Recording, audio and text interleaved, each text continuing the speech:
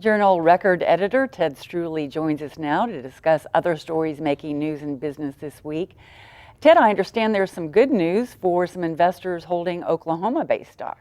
Well, there really was a lot of good news, Liz. We ran an analysis this week of how the best Oklahoma-based stocks were doing, and many of the ones wouldn't surprise you at all. You know, Sonic Drive-In is always up there, but we also found that even with lackluster oil prices, some of the oil companies' stock have been performing really among the best in that industry. So a lot of reason for investors to be happy.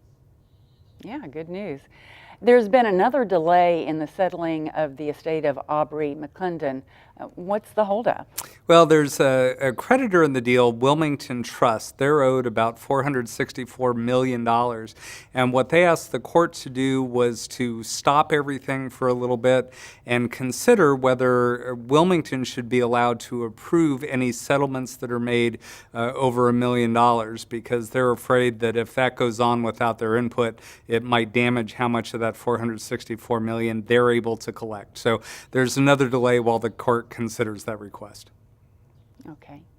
Chesapeake Energy is making strides in cutting its debt. Tell us about that. Well, it is. They announced this week the results of about $750 million in notes that they've tendered. And really what they're doing there is refinancing debt and lowering the cost of that debt. So naturally, as they're paying less in interest and other fees, that helps their cash flow.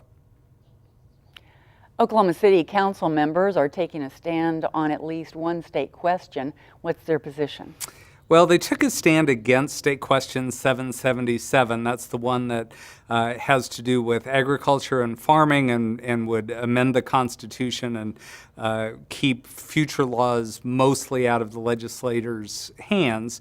The city came out against that. They're concerned about a variety of issues, but it was really a very contentious debate in the end, because some felt very strongly they shouldn't be telling their constituents how to vote on state issues, but in the end they did take a stand.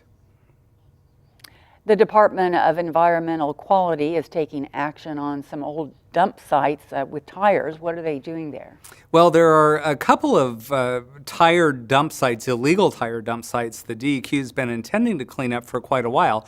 We all thought that wasn't going to happen because of the cuts to their budget allocations from the legislature. But recently, with a little bit of that money coming back in, that money went back to the agencies. DEQ says now they'll be able to clean some of those up. It's quite a big project, but not only are they unsightly, they hold water, harbor mosquitoes, and other health hazards. And what are you working on for next week? Well, you know, the State Fair is starting in Oklahoma City, so we have a reporter going out to look at the Made in Oklahoma vendors and see what's new and how things are going for them this year. I'll look forward to that. Ted Struley, thank you so much for being with us, as always. My pleasure, Liz.